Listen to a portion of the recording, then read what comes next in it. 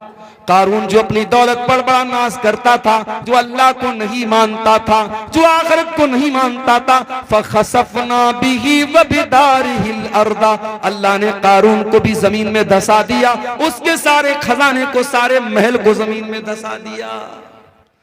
मेरे प्यारे साथियों, कभी अपनी दौलत पर भी गुरूर न करना। गुरूर का अंजाम बड़ा बुरा होता है और मौत आकर के इंसान के गुरूर को खाक में मिला देती है। इसीलिए अल्लाह ताला सूरह वाक़िया के अंदर कहता है, फलौला इदा बलगतिल हुल्कूम व अंतुम हीनइज़िन तंजुरून व नहनु अक़रबु इलैहि मिनकुम वलाकिन ला तुबसिरून। मेरे बंदो, जब जान निकलने का टाइम आता है, जब रूह निकलने का टाइम आता है और तुम देखते हो तुम्हारा करीबी इंसान मर रहा है, तुम्हारा बाप मर रहा है, तुम्हारी माँ मर रही है, तुम्हारी बीवी मर रही है, तुम अपनी आंखों से मरता हुआ देख रहे हो, लेकिन तुम कुछ नहीं कर सकते। फलौला इन कुंतुम गैर मदीनीन तरजिऊनहा इन कुंतुम सादिकीन। अगर तुमको ये लगता है कि तुम्हारे ऊपर किसी का कंट्रोल नहीं है, किसी का पावर नहीं है, किसी की ताकत नहीं है, तो जरा तुम मरने वाले को मौत से बचा करके दिखा दो। मरना तो है मेरे भाई, और मौत आएगी, हम बच नहीं सकते, बच नहीं सकते हैं। हम शीश महल में भी जाके अपने आप को कैद कर लें, अल्लाह कहता है युद्रिकुमुल मौत वलौ कुंतुम फी बुरूजिम मुशय्यदा। अगर तुम शीशा पिलाई हुई दीवार, अगर तुम लोहे को पिघला करके दीवार में पैक कर दो अपने आप को, वहां पर भी तुमको मौत आएगी। मौत का फरिश्ता वहां भी तुमको आकर के तुमको पकड़ लेगा, तुम अल्लाह की पकड़ से नहीं बच सकते मेरे भाई। इंसान मर गया, अब मरने के बाद इंसान ये तमन्ना करता है, आए अल्लाह एक मौका और दे दे, मैं दुनिया में दोबारा आना चाहता हूं। किस लिए आना चाहते हो? क्या बिटिया की शादी करना बाकी था, शादी करने के लिए आना चाहते हो? क्या अपना मकान जो तुम बनवा रहे थे अभी अधूरा है, अपने मकान को पूरा करने के लिए दुनिया में आना चाहते हो? क्या अपने गांव में कोई जमीन खरीदना चाहते हो? क्या कोई मकान बनाना चाहते हो? क्या बेटे की शादी करना चाहते हो? क्यों आना चाहते हो? अल्लाह फरमाता है, हत्ता इदा जाअहदहुमुल मौत क़ाल रब्बिरजिऊन लअल्ली अअमलु सालिहन फीमा तरक्तु। बंदा कहता है अल्लाह एक मौका और दे दे, मैं वादा करता हूं मैं दुनिया में आकर के नेक अमल करूंगा। आए अल्लाह अब मुझे समझ में आ गया है, अब दोबारा मैं दुनिया में आऊंगा तो मैं कोई तुझको नाराज करने वाला काम न करूंगा, कोई गुनाह का काम न करूंगा, कोई पाप न करूंगा। आए अल्लाह बस एक चांस और दे। अल्लाह फरमाता है मेरे बंदे, इन्नहा कलिमतुन हुवा क़ाइलुहा व मिन वराइहिम बरज़खुन इला यौम युबअतून। अल्लाह फरमाता है मेरे बंदे, अब तुझे कोई चांस मिलने वाला नहीं है, जो चांस मिला था मिल चुका, जो मौका मिलना था मिल चुका। एक ही मौका मिलेगा, एक ही चांस मिलेगा मेरे नौजवान साथियों, वो चांस हमें और आपको यहां मिला है। अब इस इम्तिहान में अगर हम फेल हो गए तो दुनिया में जिस तरीके से जो लोग मुजरिम होते हैं उनको दुनिया वाले जेल में डाल देते हैं, अल्लाह ताला ने अपने मुजरिमों के लिए भी एक जेल बनाई है और उस जेल का नाम जहन्नम है।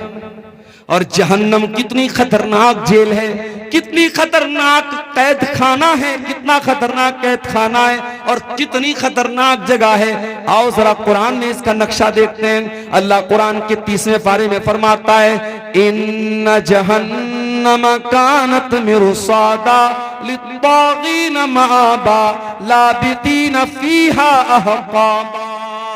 ये जहन्नम घात में बैठी है, ये जहन्नम प्रतीक्षा कर रही है, ये जहन्नम इंतजार कर रही है, ये जहन्नम इंतजार कर रही है किसका? अल्लाह के मुजरिमों का, अल्लाह के बागियों का, अल्लाह के कानून को तोड़ने वालों का, अल्लाह के कानून को तोड़ने वालों का ठिकाना है ये जहन्नम। लाबिसीन फीहा अहकाबा।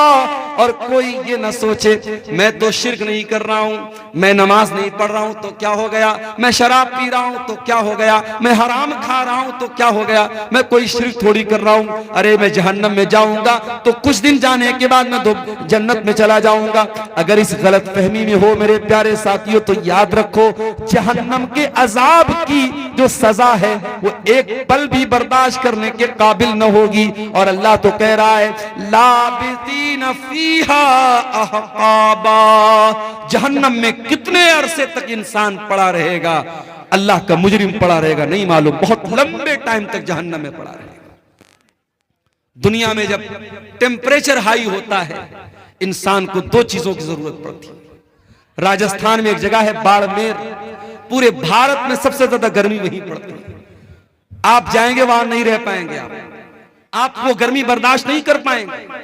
जिस तरीके से लेह और लद्दाख में जीरो के नीचे पारा हो जाता है सर्दी के मौसम में और पूरे मकान और घरों में बर्फ जम जाता है, उस तापमान में और उस टेम्परेचर में हम और आप बहुत मुश्किल से रह सकते हैं, वैसे बाड़मेर की गर्मी में हम नहीं रह सकते। अभी हमारे इंडिया में 47 डिग्री की गर्मी सबसे ज्यादा मानी जाती है। अभी साइंटिस्ट लोगों का कहना है कि अगर ये गर्मी 50 तक पहुंच गई तो हालात बर्दाश्त के बाहर हो जाएंगे। और मैं एक बात अपनी तकरीरों में भी कहता हूं कि पानी की कदर किया करो मेरे भाई। ये जो पानी हम लोग बहाते हैं, फजूल बहाते हैं, सरकारी पानी आ रहा है, नल खोल दिया बह रहा है, एक बाल्टी पानी में नहा सकते हैं, 4-4 बाल्टी पानी में नहा रहे हैं, एक कपड़े को एक बाल्टी में धो सकते हैं, 10-10 बाल्टी बर्बाद कर रहे हैं। पानी को बर्बाद न करो मेरे भाइयों। अफ्रीका की राजधानी है केप टाउन, केप टाउन के अंदर जितना ग्राउंड के अंदर पानी है सब पानी खत्म हो चुका है।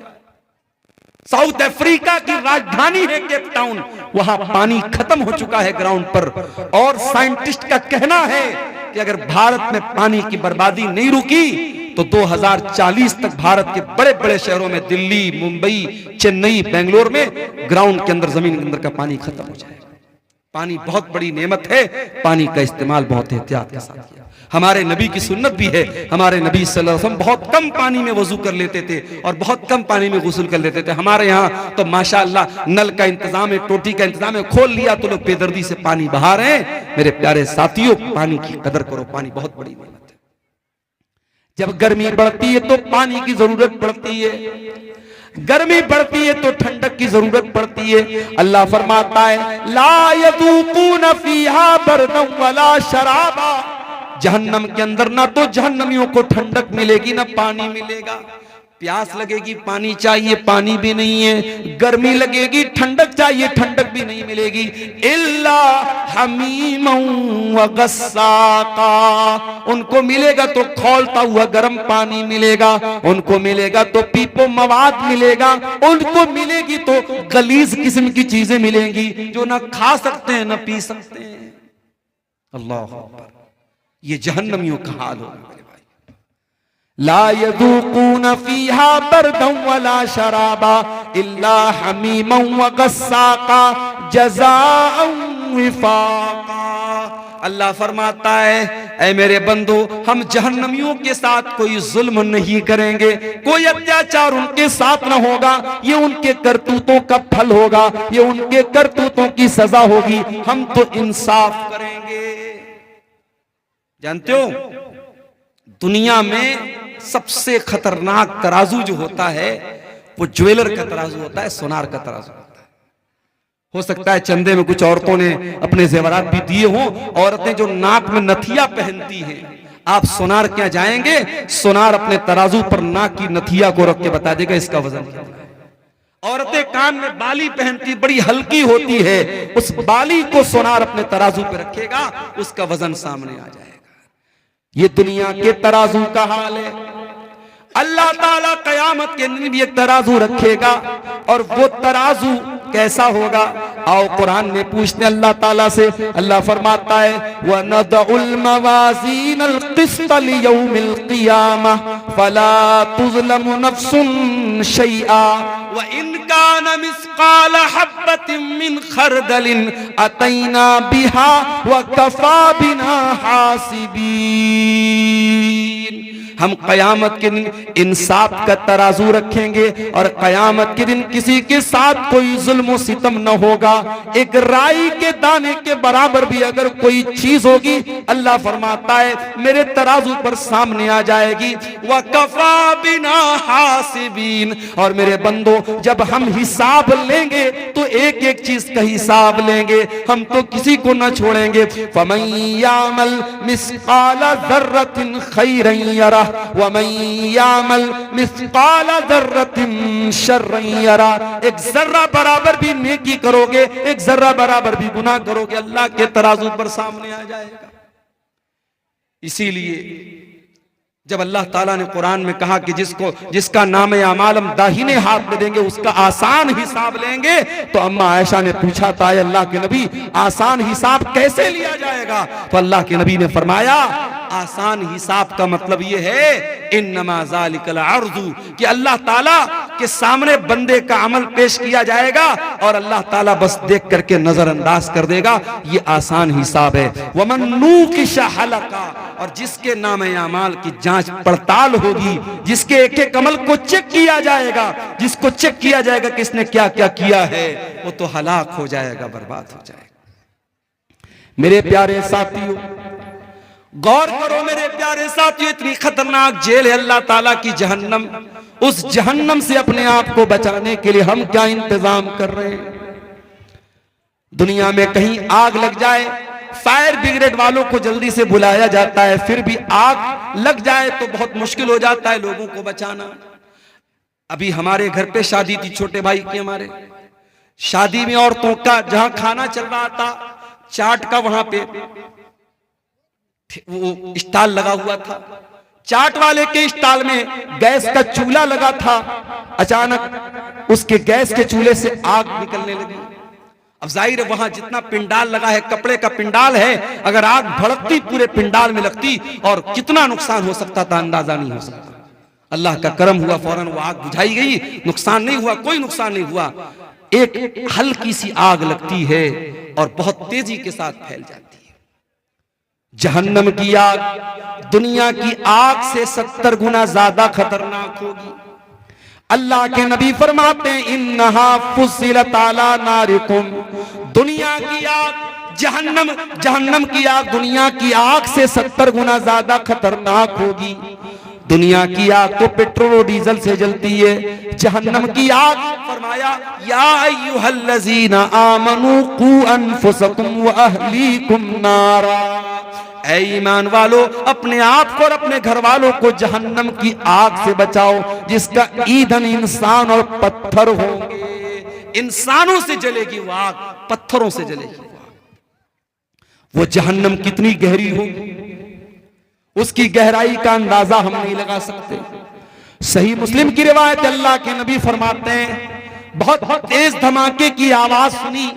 आपने सहाबा से पूछा ऐ मेरे सहाबा क्या तुम जानते हो कि यह आवाज कैसी थी? सहाबा ने कहा अल्लाह और उसके रसूल ज्यादा बेहतर जानते हैं। आपने फरमाया हाजा हजरुन रुमिया बिही फिन्नार मुंज़ु सबईन खरीफा, ऐ मेरे सहाबा 70 साल पहले जहन्नम के अंदर एक पत्थर गिराया गया था, आज जाकर के वो जहन्नम की गहराई तक पहुंचा है, आज जाकर के वो जहन्नम की तह तक पहुंचा है। यानी एक पत्थर को जहन्नम के अंदर गिराया जाए तो 70 साल के बाद वो पत्थर जहन्नम की गहराई तक पहुंचता। इतना खतरनाक है जहन्नम की गहराई। मेरे प्यारे साथियों, उस जहन्नम की आग से हम अपने आप को बचाने के लिए क्या इंतजाम कर रहे हैं?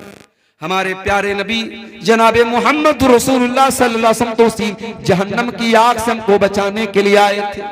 आपके आने का मकसद यही था दुनिया के लोग ईमान वाले बन जाएं, नेक अमल करने वाले बन जाएं, दुनिया के लोग जहन्नम की आग से बच जाएं। यही आपका मकसद था, आपकी जिंदगी का मकसद था। यही मकसद लेकर के आप दुनिया में आए थे, किस तरीके से अल्लाह के बंदों को जहन्नम की आग से बचाया जाए। यही आपका मिशन था और इसी की टेंशन आपको रहा करती थी और इतना सोचा करते थे आप कि अल्लाह ताला कुरान में कहता है फला अल्लाह का बाक़िउन नफ्सका अला आसारिहिम इल्लम युमिनू बिहादल हदीथ असफा। ऐ नबी, आपको लोगों के ईमान लाने की इतनी चिंता है, इतनी फिक्र है, कहीं इस चिंता में आप अपने आप को हलाक न कर दे, कहीं खत्म न कर दे। अल्लाह के नबी फरमाते हैं, ओ लोगों, मेरी मिसाल और तुम्हारी मिसाल तो ऐसी है जैसे कोई इंसान आग जलाता है और आग जैसे वो जलाता है वैसे ही परवाने और पतंगे उस आग में जल जल के मरने लगते हैं। वो दूर करने की कोशिश करता है मगर वो परवाने नहीं मानते और बार बार उस आग में कूद करके मरते हैं। अल्लाह के नबी फरमाते हैं, अना आखिदुम बिहुजजिकुम अनिन नार, हो लोगो, मैं तुम्हारी कमर पकड़ पकड़ के तुमको जहन्नम की आग से बचा रहा हूं, व अंतुम तक्तहिमून फीहा, लेकिन तुम जहन्नम के अंदर जा रहे हो। अच्छा एक बात बताओ, क्या कोई बाप कभी चाहेगा कि अपने बेटे को आग में डाल दे? कभी नहीं चाहेगा। आग में डालना तो बड़ी दूर की बात है, बच्चे को जरा सी आग की चिंगारी भी पहुंचे, बाप अगर वाकई में बाप है, उसके सीने में बाप का दिल है, अपने बेटे को हल्की सी चिंगारी में भी मुब्तला नहीं देख सकता। हमारे प्यारे नबी इस उम्मत के रूहानी बाप थे। हमारे नबी के दिल में एक बाप अपने बच्चों का जितना खैरखा होता है, जितना भलाई चाहने वाला होता है, उससे कहीं ज्यादा भलाई चाहने वाले हमारे नबी थे। इसीलिए हमारे नबी ने एक एक चीज बता दी, कौन सा काम करोगे तो जहन्नम में जाओगे और कौन सा काम करोगे तो जहन्नम से बचोगे।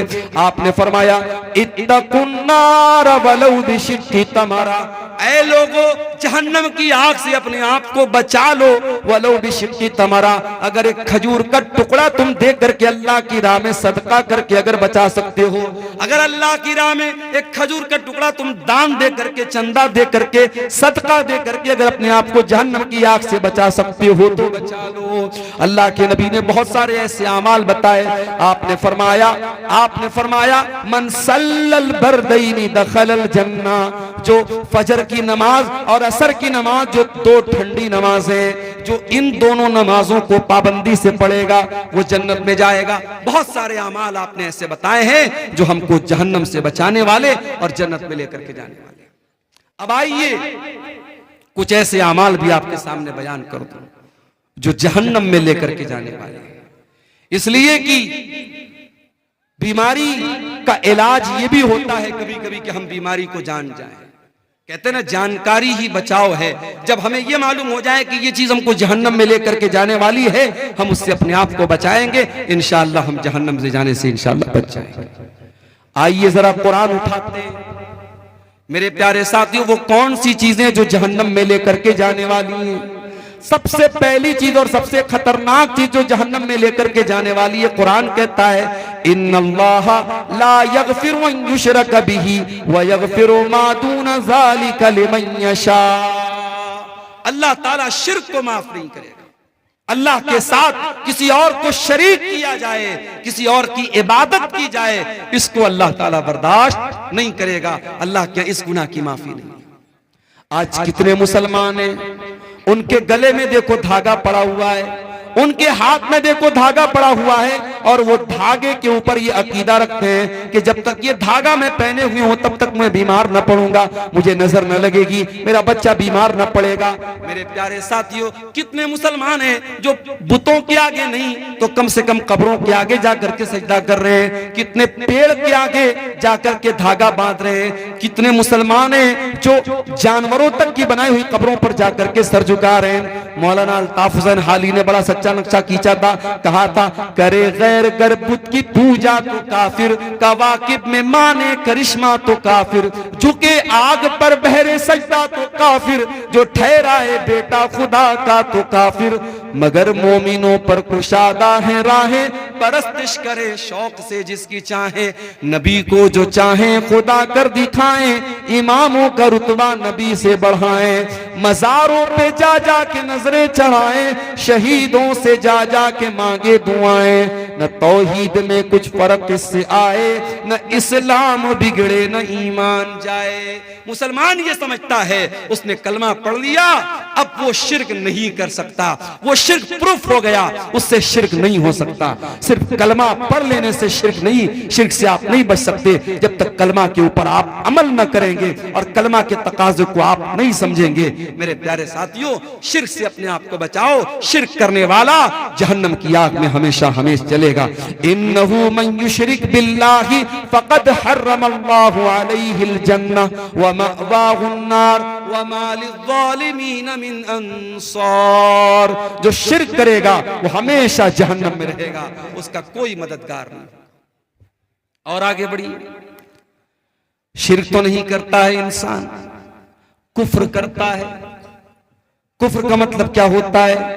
जितनी चीजों पर ईमान लाना अनिवार्य है, जरूरी है, उसमें से किसी चीज का इनकार कर देना। अब ये भी नोट कर लो कि 6 चीजों पर ईमान लाना जरूरी है। अल्लाह पर, उसके फरिश्तों पर, उसकी किताबों पर, उसके रसूलों पर, कयामत के दिन पर और तकदीर पर। ये 6 चीजें हैं जो ईमान के अरकान है, जो पिलर्स ऑफ ईमान है। इन 6 में से किसी का भी इनकार कर दे, कोई फरिश्तों को ना माने, कोई अल्लाह की किताबों को ना माने, कोई कयामत को ना माने, कोई तकदीर को ना माने, इन 6 चीजों का इनकार करने वाला काफिर है, काफिर। और अल्लाह फरमाता है वमन यकफुर बिल ईमान फक़द हबिता अमलुहु व हुवा फिल आखिरति मिनल खासिरीन। कि ईमान लाने के बाद अगर कोई कुफ्र करेगा, कोई कलमा पढ़ने के बाद इन चीजों में से किसी चीज का इनकार करेगा, तो वो बर्बाद हो जाएगा दुनिया में भी और आखिरत में। तो मेरे भाइयों, शरीयत में जितनी चीजें फर्ज है, जरूरी है, अगर उनका भी कोई इनकार करता है, मिसाल के तौर पर अगर कोई रोजा नहीं रखता है तो गुनहगार है, लेकिन अगर कोई रोजे का इनकार करता है तो काफिर है। कोई नमाज नहीं पढ़ता है तो गुनहगार है, लेकिन अगर कोई नमाज का इनकार करता है तो वो काफिर है। कोई ज़कात नहीं देता है तो गुनहगार है, कोई ज़कात का इनकार कर दे तो काफिर है। कोई हज नहीं कर रहा है ताकत के बावजूद तो वो गुनहगार है, फासिक है, लेकिन अगर हज का इनकार कर दे, हज की फर्जियत का इनकार कर दे तो वो काफिर हो जाता है। तो ये दूसरी चीज है जो जहन्नम में लेकर के जाने वाली है। और आगे बढ़िए, एक और चीज है जो जहन्नम में लेकर के जाने वाली है। अल्लाह का मजाक उड़ाना, रसूल का मजाक उड़ाना, फरिश्तों का मजाक उड़ाना, शरीयत की किसी ऐसी चीज का मजाक उड़ाना जिसका मजाक उड़ाने से इंसान काफिर हो जाता है। कभी कभी हम लोग बहुत हल्के में लेते हैं। कभी कभी मैं देखता हूं व्हाट्सएप पर मैसेज आता है, जन्नत के बारे में, हूरों के बारे में मजाक हो रहा है। हूरों का मजाक मत उड़ाओ, जहन्नम का मजाक मत उड़ाओ, फरिश्तों का मजाक मत उड़ाओ। ये कितना खतरनाक मामला है। जन्नत और जहन्नम का मजाक उड़ाने वाला अगर तौबा न करे इस्लाम से खारिज हो सकता है। अल्लाह के रसूल के दौर में कुछ मुनाफिकों ने अल्लाह के रसूल का मजाक उड़ाया। नबी को पता चला, आपने बुलवाया कि तुम क्यों मजाक उड़ा रहे थे? कहने लगे अल्लाह के नबी, हम लोग तो टाइम पास कर रहे थे, हम लोग तो टाइम पास कर रहे थे, हम तो, हमारे दिल में कोई गलत नीयत न थी। अल्लाह ने कुरान की आयत नाजिल कर दी, सूरह तौबा की, वलइन सअलतहुम लयक़ूलुन्न इन्नमा कुन्ना नख़ूदु व नलअब। ऐ नबी, अगर आप इनसे पूछेंगे कि तुम क्या कर रहे थे, ये बोलेंगे हम तो हंसी मजाक कर रहे थे, हम तो टाइम पास कर रहे थे। कुल बिल्लाहि व आयातिही व रसूलिही कुंतुम तस्तहज़िऊन। ऐ नबी, इनसे पूछो क्या तुम अल्लाह का मजाक उड़ा रहे हो? क्या तुम अल्लाह की आयतों का मजाक उड़ा रहे हो? क्या तुम अल्लाह के रसूल का मजाक उड़ा रहे हो? ला तातज़िरू क़द कफ़रतुम बाद ईमानिकुम। अब तुम कोई बहाना पेश न करना। तुम जब अल्लाह का तुमने मजाक उड़ाया, तुमने रसूल का मजाक उड़ाया, तुमने अल्लाह की आयतों का मजाक उड़ाया तो तुम काफिर हो गए। आजकल 72 हूरों पर फिल्में आ रही है बॉलीवुड की। खबरदार, ये फिल्में आपके अकीदे को कमजोर करने के लिए बनी है। और इस्लाम की, अकबर इलाहाबादी ने कहा था, इस्लाम की फितरत में कुदरत ने लचक दी है, उतना ही ये उभरेगा जितना के दबाव। इस्लाम के खिलाफ जितना भी प्रोपेगेंडा कर लिया जाए, इस्लामोफोबिया का जितना भी माहौल बना दिया जाए, हमारा अकीदा भी है और ये बात मुशाहदा भी ये बात बताता है कि इस्लाम की तबलीग रुक नहीं रही है। इस्लाम के खिलाफ इतने प्रोपेगेंडे होने के बावजूद अल्हम्दुलिल्लाह अभी भी इस्लाम फैल रहा है। और यही वो बात है जो इस्लाम के दुश्मनों को चुभती है। और कभी 72 हूरों के नाम से फिल्में बनती हैं, कभी हम 4 और हमारे 12, हम 2 और हमारे 12, इस तरीके की फिल्में बनती हैं। इस्लाम के अहकाम का मजाक उड़ाया जाता है। और अफसोस की बात यह कि बहुत सारे मुसलमान भी इस तरीके की फिल्मों को देखते हैं और प्रमोट करते हैं। मेरे प्यारे साथियों, याद रखिए, अल्लाह का, उसके रसूल का, उसकी आयतों का मजाक उड़ाना, अल्लाह की शरीयत का मजाक उड़ाना, ये इतना खतरनाक गुनाह है जो इस्लाम को इंसान से खारिज कर सकता है। हमारी बहुत सारी बहनें नकाब नहीं पहनती, नकाब नहीं पहनती। ये उतने बड़े अफसोस की बात नहीं है कि वो नकाब नहीं पहनती। अफसोस की बात यह है कि वो नकाब के ऊपर कमेंट करती हैं और कहती हैं, अरे मौलाना साहब, ये नकाब आप लोगों ने अपने मन से इसको निकाला है, इस्लाम में इसकी कोई हैसियत नहीं है।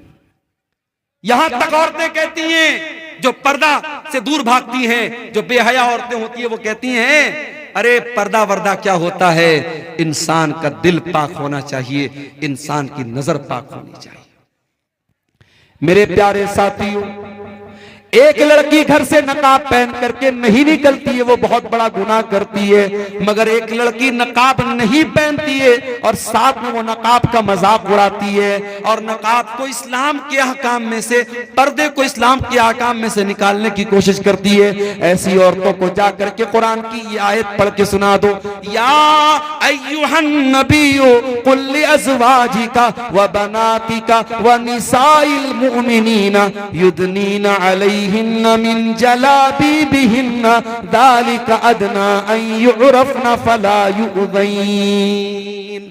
ऐ नबी, अपनी बीवियों से कह दीजिए, अपनी बेटियों से कह दीजिए और तमाम मुसलमान औरतों से कह दीजिए कि जब वो अपने घर से निकला करें तो अपने ऊपर जिल्बाब डाल लें, अपने ऊपर नकाब डाल लें, अपने ऊपर ऐसी चादर डाल लें जिससे उनका शरीर ढक जाए, जिससे उनका बदन ढक जाए। अल्लाह फरमाता है ये पर्दा उनकी पहचान बन जाएगा, ये पर्दा बता देगा कि ये नकाब पहनने वाली औरतें, ये पर्दा करने वाली औरतें, और कोई उनको छेड़ने की हिम्मत न कर सकेगा। मेरे प्यारे साथियों, जो लोग ये बोलते हैं कि दिल साफ होना चाहिए, पर्दा करने की कोई जरूरत नहीं है, मैं उनसे पूछता हूं, इस दुनिया में क्या सहाबे किराम से भी ज्यादा कोई साफ सुथरे दिल वाला आया था?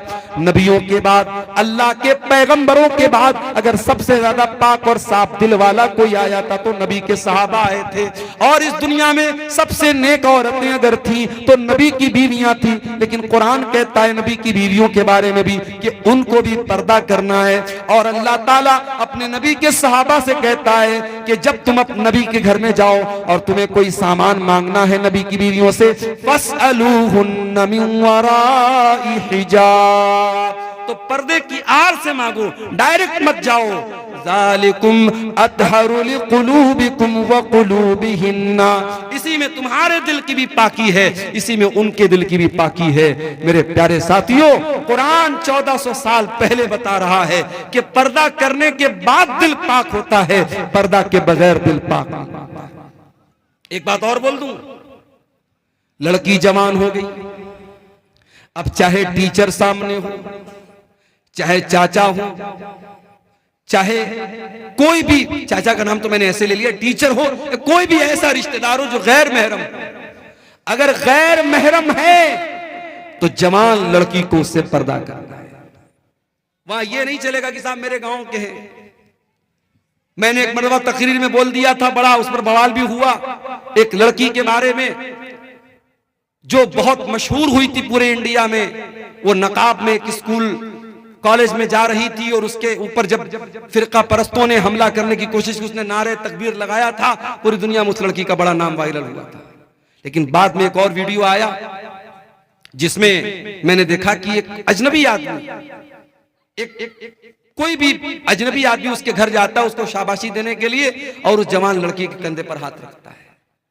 तो जाहिर है कि हम उस लड़की के जज्बे की अपनी जगह कदर करते हैं, मगर जो चीज गलत है वो गलत रहेगी।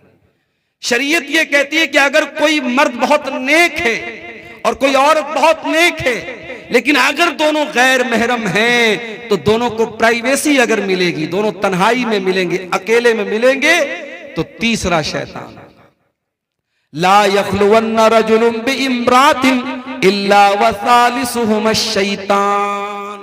अगर कोई मर्द किसी औरत के साथ अकेले में होगा तो तीसरा शैतान। चाहे लड़की आलिमा हो, लड़का आलिम हो, लड़की बहुत अपने दौर की नेक हो और लड़का अपने दौर का बहुत बड़ा अल्लाह का वली हो, अगर लड़का और लड़की, मर्द और औरत अगर गैर महरम हैं और अकेले में मिल रहे हैं तो तीसरा शैतान होगा।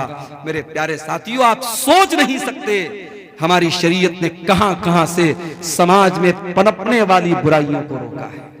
ये जो आज हम रोना रोते हैं ना, समाज बड़ा दूषित हो रहा है, बड़ा गंदा हो रहा है, ये बेहयाई बड़ी फैल रही है, ये गंदगी बड़ी फैल रही है। क्यों फैल रही है, कभी इस पर आपने गौर किया? आज इतने बड़े बड़े जलसे और प्रोग्राम होने के बावजूद हमारे इलाकों की शादियों में आज भी वो तमाम बुराइयां हो रही हैं जिससे उलमा मना करते हैं। तमाम बेपर्दगी हो रही है शादी ब्याह में जो इस्लाम के अंदर हराम है। तमाम रस्मों रिवाज पर अमल हो रहा है जिसकी कोई हैसियत नहीं इस्लाम के अंदर। आपने शादी भी, मैं गाड़ी लेकर के आ रहा था, 4 व्हीलर लेकर के बीरपुर में जब पहुंचा, हमारे ड्राइवर साहब ने देखा कि पूरे दोनों तरफ फाटक लगा हुआ है।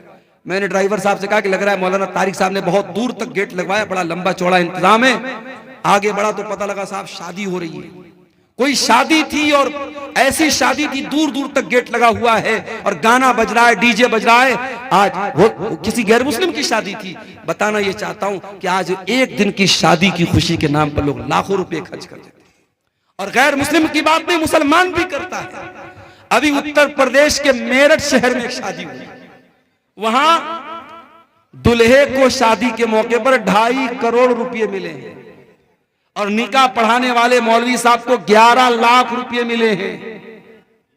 और एक रस्म होती है घड़ी पहनाई, दुल्हे को साली लोग घड़ी पहनाती हैं, उस घड़ी की पहनाई की जो है वो जो पैसा उसका दिया गया 11 लाख रुपए उसका दिया गया। हमारे यहाँ मदरसे में एक दिन चर्चा चल रही थी कि मदरसे में पढ़ाना छोड़ के चल के हम लोग मेरठ में निकाह पढ़ाए, एक निकाह का 11 लाख रुपया मिला।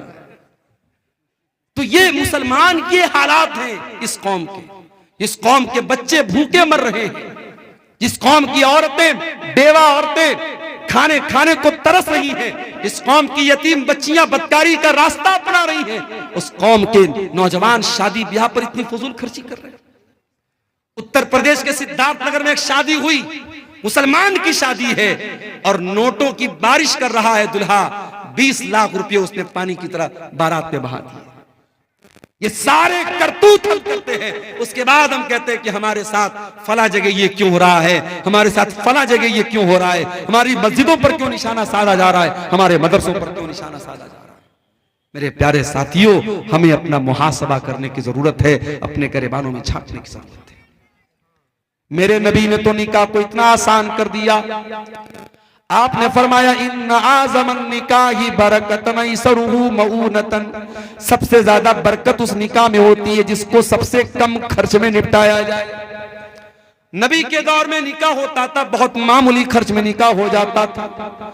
और ऐसा नहीं कि नबी के दौर में सब गरीब लोग थे, उसमें उस्मान गनी के जैसे करोड़पति लोग भी थे, उसमें अब्दुर्रहमान बिन औफ के जैसे करोड़पति लोग भी थे। दौलत वाले होते थे या गरीब होते थे, बड़े सिंपल तरीके से निकाह कर लेते थे और बीवी को ले आते थे। और वहां एक नहीं 4-4 बीवियों का रिवाज था। इस्लाम ने अगर मर्द के पास ताकत है तो 4 बीवियों तक की इजाजत दी, इसमें कोई शर्म की बात नहीं है। आज एक मर्द जिना करके 10 औरतों के साथ जिना करे, उतना बुरा नहीं माना जाता। अगर कोई बेचारा उसके पास ताकत है, जिस्मानी एतबार से, माली एतबार से, अगर वो एक के साथ साथ दूसरी बीवी कर ले, दूसरी शादी कर ले, बवाल हो जाता है साहब। पूरे गांव वाले उसका जीना हराम कर देते हैं और पहली बीवी और उसके घर वाले तो उसका जीना हराम कर ही देते हैं। याद रखो मेरे भाइयों, हलाल को मुश्किल बनाओगे, हराम आसान हो जाएगा। और आज हराम आसान हो चुका है और हमारी और आपकी सोच से बहुत ऊपर जा चुका है। जिनाकारी और बदकारी मुस्लिम समाज में इतनी आम होती चली जा रही है। मेरे पास आए दिन फोन आता है और ऐसे ऐसे मसले पूछे जाते हैं, अल्लाह की पनाह, शर्म आती है।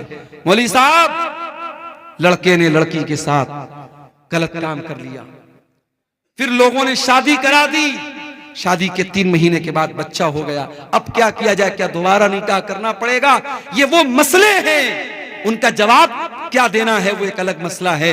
लेकिन मुसलमानों की सोसाइटी में इस तरीके के मसले पैदा हो, ये सोचने की बात है मेरे प्यारे साथियों, ये अफसोस करने की बात है, ये अफसोस करने का मकाम है। हलाल को मुश्किल बनाओगे, हराम आसान हो जाएगा। शादियों को आसान करो।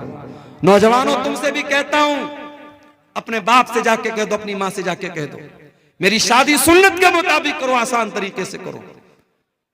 अपने ससुर के ऊपर बोझ न बनो, अपने होने वाले ससुर के ऊपर बोझ न बनो, किसी तरीके के जहेज के चक्कर में न पड़ो।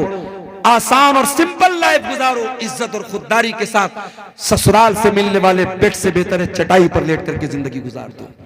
ससुराल से मिलने वाले फ्रिज का ठंडा पानी पीने से बेहतर है कि घड़े का ठंडा पानी पी के गुजारा करो।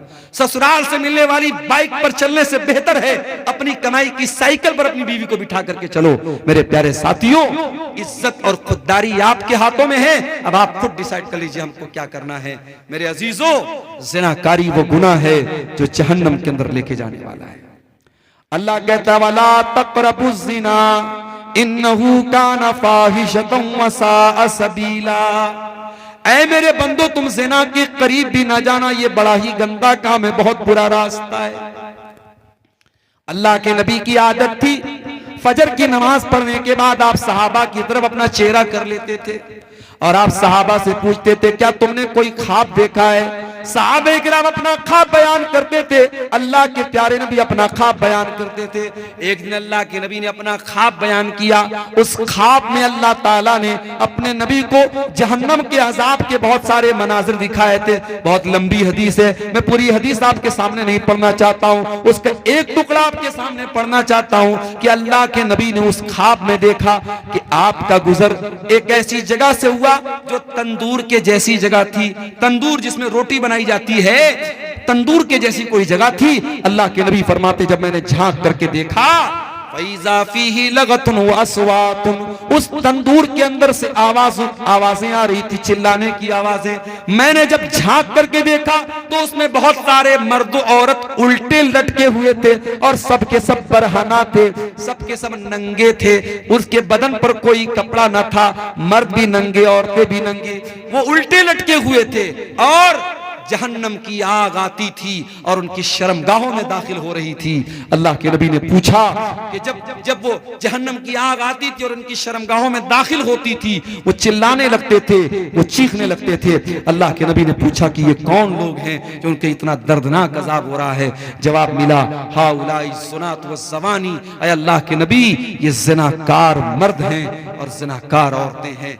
मेरे भाइयों, इस समाज से इस बुराई को मिटाना है तो ये 2 काम करना हमको बहुत जरूरी है। पहला काम, अपने घर में हमें माहौल पर्दा वाला और शर्म हया वाला बनाना पड़ेगा। अपने घर में महरम गैर महरम का फर्क करना पड़ेगा। आपकी लड़की जवान हो गई, अब कोई भी आता है गांव का और अगर आपकी बेटी बेपर्दा उसके सामने आ जा रही है तो इस पर आपको पाबंदी लगाना पड़ेगा। मैं जानता हूं जिस माहौल में ये चीजें आम हो जाती हैं वहां बचना बहुत मुश्किल हो जाता है, मगर मैं ये भी जानता हूं कि साउथ अफ्रीका का क्रिकेटर हाशिम अमला, अगर उस मुल्क में जहां हर तरफ नंगी औरतें घूमती हों, अगर उस मुल्क में उसकी बीवी सर से पैर तक नकाब में चल सकती है, तो आपके इलाके में अगर ये पर्दे का माहौल न हो, लेकिन अगर आप चाहेंगे, अगर बाप चाहेगा, अगर माँ चाहेगी, तो उसकी बेटी इस माहौल पर भी इंशाअल्लाह। मेरे पास ऐसे भी केस आते हैं मेरे भाई, ऐसी बच्चियों के फोन आते हैं जो कहती हैं कि हम ऐसे घरों में शादी करना चाहते हैं जहां हमें इस्लामी पर्दे पर अमल करने दिया जाए, जहां देवर और जेठ से पर्दे का माहौल हो, जहां बेपर्दगी ना हो, बेहयाई ना हो, हम ऐसे घर में शादी करना चाहते हैं। आज के इस दौर में ऐसी भी मुसलमान लड़कियां हैं। ये पहला काम आपको करना पड़ेगा, अपने घर के माहौल को इस्लामी माहौल बनाना पड़ेगा। और दूसरा काम क्या करना पड़ेगा? निकाह को आसान करना पड़ेगा। जब तक आप ये काम नहीं करेंगे मेरे प्यारे साथियों, ज़िनाकारी और बदकारी को नहीं रोक सकते। जहन्नम में लेकर के जाने वाला एक और अमल है सूद खाना, ब्याज खाना। अल्लाह के नबी ने लानत की है बाकायदा, लानल्लाहु आकिल रिबा व मुकिलहु व कातिबहु व शाहिदैहि। सूद खाने वाला, सूद खिलाने वाला, सूद की गवाही देने वाला, सूद को लिखने वाला, सब पर अल्लाह की लानत हो। और कुरान कहता है फ़इल्लम तफ़अलू फ़अज़नू बिहर्बिन मिनल्लाहि व रसूलिही। अगर सूद खाने वाला, अगर सूद खाने से बाज नहीं आता है, अगर ब्याज खाने वाला अगर ब्याज खाने से बाज नहीं आता है, तो कुरान कहता है अल्लाह से और उसके रसूल से जंग करने के लिए तैयार हो जाओ। आज कौन ब्याज नहीं खा रहा है? किसका सेविंग अकाउंट नहीं है? सबका सेविंग अकाउंट है। और सबके अकाउंट में, किसी के अकाउंट में 10 रुपया, किसी के अकाउंट में 100 रुपया, किसी के अकाउंट में 1 लाख रुपया, जिसकी जितनी कैपिटल है उस हिसाब से ब्याज आ रहा है। और ये तो वो ब्याज है जो सेविंग अकाउंट में मिलती है। कितने मुसलमान तो बाकायदा FD कराते हैं, बैंक में 1 लाख रुपया जमा कर दिया, 1 लाख पर 1,06,000 रुपया हर साल ब्याज बैंक दे रहा है। कितने बड़े बड़े पैसे वाले मुसलमान इसी ब्याज के जरिए पैसा कमा रहे हैं। माफ करना मेरे भाई, इतना बड़ा गुनाह है ये ब्याज। अल्लाह के नबी ने फरमाया कि अपनी सगी मां के साथ जिना करने से भी बड़ा गुनाह है। आपने फरमाया कि जिना के 70 सूद के 70 से ज्यादा दर्जे हैं, उसमें सबसे हल्का दर्जा ये है अय्यन की हर रजुल उम्महू, के अपनी मां के साथ इंसान जिना करे। मेरे प्यारे साथियों, सूद और ब्याज से अपने आप को बचाओ। अपने भाइयों से कहना चाहता हूं, ऐसी कंपनियों में पैसा न लगाओ, ऐसे बिजनेस में पैसा न लगाओ जो फ्रॉड है, जो जुआ है, जो सूद है। बहुत सारी कंपनियां आजकल चली हैं, कोई क्रिप्टो करेंसी के नाम से, कोई फला मेटा ओजोन के नाम से, कोई फला कंपनी के नाम से, कोई ड्रीम 11 के नाम से। ये नौजवानों, आपके पैसे को बर्बाद करने के लिए और आपको जुए और सूद की लानत में गिरफ्तार करने के लिए सारी कंपनियां आई। हलाल तरीके से पैसा कमाओ, बहुत सारे पैसा कमाने के तरीके हैं। तो ये सूद और ब्याज भी मेरे भाइयों जहन्नम में लेकर के जाने वाला अमल है। अब 2-4 बातें और बयान करूंगा और जाते जाते एक अपील करके जाऊंगा। आप जानते हैं हमारे शेख तारिक साहब का ये इदारा चल रहा है और अल्हम्दुलिल्लाह 600 650 यहाँ बच्चे तालीम हासिल कर रहे हैं। इस इदारे के लिए ये जलसा हुआ है, आप इसका ताउन करते हुए यहाँ से जाएंगे। आखिरी 2-4 बातें और सुन लीजिए, फिर हम बात खत्म करेंगे।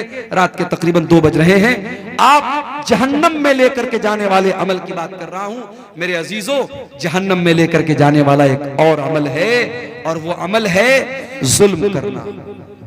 अगर जुल्म करोगे, अत्याचार करोगे, तो ये अमल भी जहन्नम में लेकर के जाने वाला है। अल्लाह के नबी फरमाते हैं, सही मुस्लिम की रिवायत है, सिनफान मिन अहलिन नारी लम अरहुमा। मेरी उम्मत के अंदर 2 किस्म के लोग ऐसे हैं जो जहन्नम में जाएंगे, लेकिन मैंने उनको अभी नहीं देखा है। नंबर 1, कौमुन माहुम सियातुन काज़नाबिल बकर यद्रिबून बिहन्नास। ऐसे लोग आएंगे जिनके हाथ में गाय की दुम की तरह कोड़े होंगे, जिनसे वो लोगों को मारेंगे। उलमा ने लिखा है कि गाय की दुम की तरह कोड़े से मुराद पावर है, ताकत है, इख्तिदार है, कुव्वत है। आज अगर किसी के पास कोई ताकत है और अपनी ताकत के जरिए वो दूसरों पर जुल्म कर रहा है, बेकसूरों को मार रहा है, 1,41,000 जी माशाअल्लाह, ये 1,41,000 रुपये नेपाली हैं। किसी अल्लाह के बंदे ने इस इदारे में ताउन के तौर पे दिया है।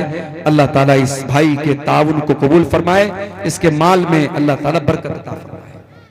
मेरे भाइयों, अल्लाह के नबी फरमा रहे हैं, जिनके हाथ में पावर है और पावर का गलत इस्तेमाल करेंगे, वो लोग जहन्नम में जाएंगे। आप देख रहे हैं अभी मुल्क के हालात क्या हैं, और हमारे जिस स्टेट से मैं आता हूं उस स्टेट के हालात भी आप देख रहे हैं। किस तरीके से बेकसूर को कसूरवार और कसूरवार को बेकसूर बनाया जाता, हम जानते हैं। लेकिन हाँ, 2-4 उम्मीदों के दिए अब भी हैं रोशन, माजी की हवेली अभी वीरान नहीं है। अगर शर्जील इमाम नाम का वो लड़का जिसको बेकसूर जेल की काल कोठरी में डाला गया, तो आज अल्लाह का फजल करम है उस लड़के की बहन ने अपनी तालीम के बल पर जो जज बन गई अदालत की, गालिबन हाई कोर्ट की वो जज बनी है, उसने दुनिया को दिखा दिया कि तुम जुल्म करके हमारे टैलेंट को नहीं रोक सकते हो, हमारी सलाहियत को नहीं रोक सकते हो। मेरे प्यारे साथियों, जालिम याद रखे, हर जालिम ये बात याद रखे कि अल्लाह ताला ने हर फिरौन के लिए मूसा का इंतजाम करके रखा हुआ है। उसके बाद अल्लाह के नबी फरमाते हैं जहन्नम में जाने वाली दूसरी किस्म होगी उन औरतों की, वह निसाउन कासियातुन आरियातुन मुमीलातुन माइलातुन, ऐसी औरतें जहन्नम में जाएंगी जो कपड़ा पहन करके भी नंगी होंगी, गैर मर्दों को अपनी तरफ माइल करेंगी और खुद भी उनकी तरफ माइल हो जाने वाली होंगी। ला यदखुलनल जन्ना, ऐसी औरतें जन्नत के अंदर नहीं जाएंगी। वला यजिदन रिहा, और जन्नत में जाना तो बहुत दूर की बात है, वो जन्नत की खुशबू भी नहीं पाएंगी। तो ये अमल भी मेरे प्यारे साथियों जहन्नम में लेकर के जाने वाला है। और आगे बढ़िए, किसी का हक मार लेना, किसी की जमीन पर नाजायज कब्जा कर लेना, भाई का अपनी बहन का हक मार लेना, बाप का अपनी बेटी का हक मार लेना, पड़ोसी का हक मार लेना, यह भी बहुत बड़ा गुनाह है। अल्लाह के नबी फरमाते मन नक़द शिब्रम मिनल अर्दी, जो किसी की जमीन पर एक बालिश, एक बित्ता अगर किसी की जमीन पर नाजायज कब्जा कर लेगा तो फिक़मिन सभी अर्दीन यौमल क़ियामा, तो कयामत के दिन उसको 7 जमीनों का तौक उसकी गर्दन में डाला जाएगा। ये जमीन, ये जायदाद सब यही रह जाएगी मेरे भाई। किसी की जमीन पर नाजायज कब्जा करके आप अपने बच्चों के लिए शायद फ्यूचर बना दें, मगर अपना फ्यूचर आप खराब कर लेंगे, अपने आप को जहन्नम का हकदार बना लेंगे। आज कितनी जमीनें लोग हड़पते हैं, हम दूसरों से क्या शिकवा करें। आज कब्रिस्तान की जमीन पर, ईदगाह की जमीन पर और मस्जिदों की जमीनों पर लोगों ने नाजायज कब्जा करके रखा है। अल्लाह के नबी फरमाते हैं अगर किसी की जमीन, एक बित्ता भी अगर किसी की जमीन पर, औरतों की जाने ये कितना है, कुछ गिनती नहीं, ये खवातीन की तरफ से, औरतों की तरफ से अमाउंट आया है, इसमें कुछ इंडियन है, कुछ नेपाली है। अल्लाह ताला इन तमाम हमारी माँ बहनों की इस उनके ताउन को कबूल फरमाए और मजीद उनको अल्लाह की राह में ताउन देने की तौफीक अता फरमाए। शेख फिरोज आलम नदवी साहब ने 50,000 रुपये का ताउन पेश किया है। आप मुदीरुल जामिअतुल इस्लामिया रियाजुल उलूम हैं। अल्लाह ताला शेख मोहतरम के इस अतिया को कबूल फरमाए, इनके माल में, इनके अहल वयाल में बरकत अता फरमाए, और हमारे वो भाई जो अभी तक इस काम में पीछे रहे उनको भी अल्लाह ताला तौफीक दे कि वो आगे बढ़ें और इस कार्य खैर में हिस्सा लें। अल्लाह ताला आप सबके ताउन को कबूल फरमाए। तो मेरे अजीजों, जहन्नम में लेकर के जाने वाला एक अमल, इंसान दूसरे का हक मारता है, ये भी एक बहुत बड़ा अमल है। और आगे बढ़िए, जहन्नम में लेकर के जाने वाला एक और अमल है, उसका ताल्लुक हमारे बदन के एक ऐसे हिस्से से है जो है तो बहुत छोटी सी चीज मगर इतनी खतरनाक है कि बड़ी बड़ी जंगें करा देती है, जिसको हम जबान कहते हैं। जबान का गुनाह भी इंसान को जहन्नम में लेकर के जाता है। अल्लाह के प्यारे नबी ने सल्लल्लाहु अलैहि वसल्लम ने एक मर्तबा हजरत मुआज इब्ने जबल से फरमाया, उनको बहुत सारी बातें आपने बताई, सदका के बारे में बताया, नमाज के बारे में बताया, जिहाद के बारे में बताया। फिर आपने फरमाया कि ऐ मुआज, क्या मैं इन तमाम बातों का खुलासा तुमको न बता दूं? उन्होंने कहा क्यों नहीं, अल्लाह के रसूल जरूर बता दीजिए। आपने अपनी जबान की तरफ इशारा करके फरमाया अम्लिका लैका लिसानक, ऐ मुआज अपनी जबान को कंट्रोल कर लो, ये सारी चीजों का खुलासा है। हजरत मुआज इब्ने जबल ने कहा ऐ अल्लाह के रसूल, व इन्ना लमुआखज़ून बिमा नतकल्लमु बिही, ऐ अल्लाह के नबी, क्या अपनी जबान से जो हम बोलते हैं क्या उस पर भी अल्लाह ताला हमारी पकड़ करेगा? आपने फरमाया ऐ मुआज, मैं तो तुमको बहुत समझदार आदमी समझता था। ऐ मुआज, तेरी माँ तुमको गुम कर दे। वहल युकब्बुन्नासु अला मनाखिरिहिम इल्ला हसाइदा अलसिनतिहिम, कयामत के दिन लोग अपनी नाक के बल घसीट करके जहन्नम में जाएंगे इसी अपनी जबान की करतूतों से। ये गाली इसी जबान से बकी जाती है, किसी की इज्जत इसी जबान से उतारी जाती है। ये कसीमुद्दीन साहब हैं कोई, इन्होंने 9,500 रुपये का गिरा कद्र ताउन इस इदारे के लिए दिया है। अल्लाह ताला इनके ताउन को कबूल फरमाए। ये किसी और भाई ने भी 500 रुपया दिया है। अल्लाह ताला इन तमाम चंदा देने वालों के चंदे को कबूल फरमाए, इनकी नेकी को अल्लाह कबूल करे, इनके माल में बरकत अता फरमाए। मेरे अजीजों, जहन्नम में लेकर के जाने वाली बहुत बड़ी चीज जबान से किए जाने वाले गुनाह है। गीबत, चुगली, किसी की इज्जत उतारना, किसी को जलील करना, ये सारे काम इसी जबान से किए जाते हैं। खबरदार, अपनी जबान को संभाल करके रखो मेरे प्यारे साथियों। कहते हैं मन समता नजा, जो खामोश रहा वो बच गया।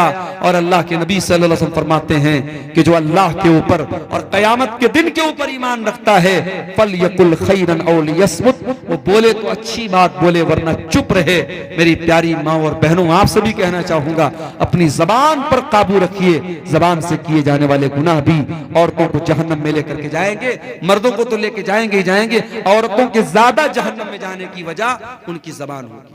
और आगे बढ़िए, एक और गुनाह है जो जहन्नम में लेकर के जाता है। हर जुमा के खुतबे में हम सुनते हैं, वकुल्लु मुहद्दसतिन बिदा वकुल्लु बिदातिन ज़लाला वकुल्लु दलालतिन फिन्नार। ये एक और भाई ने 100 रुपए का ताउन दिया है। अल्लाह ताला इसको भी कबूल फरमाए। दीन के अंदर हर नया काम बिदात है और हर बिदत गुमराही है और हर गुमराही जहन्नम में लेके जाती है। मैं कभी कभी अपनी तकरीरों में ये बात कहता हूं कि देखो, बिदाती अपनी बिदत से तौबा करे, इसकी पॉसिबिलिटी बहुत कम होती है। चोर तौबा कर सकता है, जानी तौबा कर सकता है, कातिल तौबा कर सकता है। क्यों? कातिल को पता है मैं गलत काम कर रहा हूं, जानी को पता है मैं गुनाह का काम कर रहा हूं, चोर को पता है मैं चोरी करके गुनाह का काम कर रहा हूं। मगर बिदाती, बिदत करने वाला अपने आप को नेक समझ करके और अपनी बिदत को नेकी समझ के करता है, इसलिए उसका तौबा करना बहुत मुश्किल होता है। इसीलिए मेरे प्यारे साथियों, बिदअती के तौबा करने की उम्मीद बहुत कम होती है, या आप कह सकते हैं कि बिदअती से तौबा की तौफीक छीन ली जाती है। इसीलिए उलमा कहते हैं कि जहां कोई बिदअत पैदा होती है वहां कोई सुन्नत खत्म हो जाती है। हमारे यहाँ बहुत सारी मस्जिदों में फर्ज नमाज के बाद इज्तिमाई दुआ होती है। जैसे ही सलाम फेरा, इमाम साहब ने हाथ उठा के दुआ करना शुरू किया और सारे मुक्तदी भी इज्तिमाई तौर पे दुआ करते हैं। जाहिर है कि ये अमल बिदात है। इनफरादी तौर पर तो इंसान दुआ कर सकता है, मगर इज्तिमाई तौर पर सारे लोग मिलकर के दुआ करें, ये साबित नहीं है, ये बिदात है। और इसका नुकसान क्या होता है कि नमाज के बाद के जो अज़कार हैं वो लोग नहीं पढ़ते और ऐसे ही उठ के चले जाते हैं। तो मेरे साथियों, बिदअत से अपने दामन को हमें बचाना है। बिदअती कयामत के दिन अल्लाह के प्यारे नबी के हाथों से कौसर का जाम भी उसको नसीब नहीं होगा। ये मजीद 1000 रुपए का ताउन एक भाई ने और पेश किया है, अल्लाह इसको भी कबूल फरमाए। अभी हमारे एक भाई ने पीछे से कहा कि कुछ लोग टाइम के पहले अजान दे देते हैं। टाइम के पहले, चाहे असर की अजान हो चाहे फजर की अजान हो, अगर जो टाइम है बहुत सोच समझ करके जंतरी बनाई गई, टाइमिंग बनाई गई है, इस टाइमिंग से पहले अगर कोई अजान देता है तो ये भी गलत है। इसी तरीके से बात जगहों पर देखा गया कि कब्रिस्तान में मुर्दे को दफनाने के बाद वहां खड़े होकर अजान दे रहे। भाई ये क्या है? कहते साहब हम अजान दे करके शैतान को भगा रहे हैं यहां से, ताकि हमारा जो मुर्दा है उससे सवाल जवाब में आसानी हो जाए। माफ कीजिए, मुर्दे की आसानी के लिए दुआ करने का हुक्म है, अजान देने का हुक्म नहीं है। इसलिए मेरे अजीजों, आप बिदअत के हर तरीके से अपने आप को बचाइए। एक भाई पूछ रहे हैं कि रियाकारी से बचने का क्या तरीका है? रियाकारी से बचने का एक तरीका तो यह है कि आप जब भी कोई नेकी करें, इस एहसास के साथ और इस फीलिंग के साथ करें कि किसी को पता न चले, चुपके से नेकी करें। वो कहावत है ना, नेकी कर दरिया में डाल, ये एक आदत डाल लें। दूसरी बात है कि अपनी नेकी के बारे में बयान न करें लोगों से। और फिर तीसरी चीज ये है कि अगर आप रियाकारी से बचना चाहते हैं तो जिंदगी में कुछ अमल ऐसा करके जाइए जो बिल्कुल सीक्रेट हो, आपको पता हो, अल्लाह को पता हो। अल्लाह ताला ने कुरान करीम में अपने नेक बंदों के बारे में फरमाया, वयुतीमून अत्ताम अला हुब्बिही मिस्कीनन व यतीमन व असीरा। मेरे नेक बंदे मिस्कीनों को, यतीमों को, कैदियों को खाना खिलाते हैं और कहते हैं इन्नमा नुतइमुकुम लिवजहिल्लाह ला नुरीदु मिनकुम जज़ाअन वला शुकूरा, कि हम तुमको अल्लाह ताला को राजी करने के लिए खिला रहे हैं, हमें कोई बदला नहीं चाहिए, कोई शुक्रिया नहीं चाहिए, बस ये होना चाहिए इखलास। अगर ये चीज आपके अंदर है इंशाअल्लाह तो रियाकारी से आप बच जाएंगे। अगर कोई रिश्तेदार या माँ बाप कुरान पढ़ने के लिए बोला तो बच्चा उनको खुश करने के लिए अच्छे से पढ़ते हैं। और सऊदी की आवाज क्या लिखा है, सुरीली आवाज, सुरीली आवाज से पढ़ते हैं, तो ये रियाकारी है या नहीं? देखिए कुरान को ऐसे भी सुरीली आवाज से पढ़ना चाहिए। माँ बाप को दिखाने के लिए आप पढ़ते हैं तो गलत है। कुरान जब भी पढ़ें तो अच्छी आवाज में पढ़ने का हुक्म है। अल्लाह के नबी की हदीस है, मल्लम यतगन्न बिल कुरान फलैसा मिन्ना, कि जो कुरान को गा करके ना पढ़े, गा करके पढ़ने का मतलब कुरान को अच्छी आवाज में, सुरीली आवाज में ना पढ़े, वो हम में से नहीं है। कुरान को अच्छी आवाज में पढ़ना चाहिए, लेकिन बाप के डर से पढ़ रहा है और ऐसे नॉर्मल आवाज में पढ़ रहा है तो ये गलत बात है। अच्छी आवाज में हमेशा पढ़ना चाहिए। अगर कभी बच्चे जो होते हैं, छोटे होते हैं, नासमझ होते हैं, उस्ताद के डर से कभी क्लास में पढ़ दिया तो उतना बड़ा कोई मसला नहीं है, उसको रियाकारी नहीं बोलेंगे। अगर कोई इमाम नमाज पढ़ाए और पढ़ाते पढ़ाते नापाक हो जाए, उनकी वजू खत्म हो जाती है, तो ऐसी सूरत में क्या करना चाहिए? देखिए, अगर नमाज के दौरान किसी का वजू टूट जाता है तो उसको नमाज तो फौरन तोड़ देनी चाहिए। हदीसों से जो बात साबित है वो यही है कि उसको नमाज फिर उसके आगे कंटिन्यू नहीं करना चाहिए। अब वो इमाम है तो ऐसी सूरत में वो अगर अकेला पढ़ रहा होता तो भाई चलो ठीक है, नमाज तोड़ के जाएगा, दोबारा वजू आके पढ़ेगा। तो अगर वो इमाम है तो भी वो यही काम करे। अगर उसका वजू टूट गया है तो वो नमाज के बीच में से निकल जाए और मुक्तदियों को बता दे कि ये मेरे साथ मसला हो गया, मेरा वजू टूट गया, और दोबारा आकर के वो फिर से नमाज पढ़ाए। इसलिए कि अगर नमाज के दौरान वजू टूट गया तो फिर नमाज बातिल हो गई, फिर वो नमाज उसको दोहराना पड़ेगा। हजरत उमर फारूक रज़ियल्लाहु अन्हु की शहादत का जो वाकया है कि उनके ऊपर जब अबू लुलू फिरोज ने हमला किया था तो वो गिर पड़े थे, लेकिन उन्होंने गिरते हुए अब्दुर्रहमान बिन औफ को आगे बढ़ाया और बाकी नमाज उन्होंने पढ़ाई। तो वहां मसला दूसरा था, वहां नमाज बातिल नहीं हो रही थी। यहां आपने जो सवाल पूछा है कि नमाज वजू टूट जाए, वजू टूट रहा है, तो ऐसी सूरत में फिर नमाज को दोहराना पड़ेगा। किसी और को इमाम बनाने से काम नहीं चलेगा। अगर कोई और इमाम बनेगा तो फिर शुरू से नमाज पढ़ाना पड़ेगा। वल्लाहु आलम बिस्सवाब। तो मेरे भाइयों, ये जहन्नम में लेकर के जाने वाले चंद आमाल आपके सामने मैंने बयान किए हैं, और बातें और भी हैं, लेकिन अब मैं देख रहा हूं काफी ताखिर भी हो गई और काफी लोग हमारे यहाँ से ठंडी की वजह से, चूंकि ठंडी भी बढ़ रही है, मैं आखिर में यही कहूंगा कि जहन्नम जैसी खतरनाक जगह से हमें और आपको अल्लाह ताला से पनाह भी मांगनी चाहिए और हमें दुआ भी करनी चाहिए अल्लाह ताला से कि हमें जहन्नम के अजाब से बचाए। और इसी तरीके से हमें वो अमाल भी करने चाहिए जो हमें जहन्नम में लेकर के जाने से बचा ले। सवाल पूछा गया कि बिदअती के पीछे नमाज होगी या नहीं होगी। देखिए, इसमें थोड़ी सी तफसील है।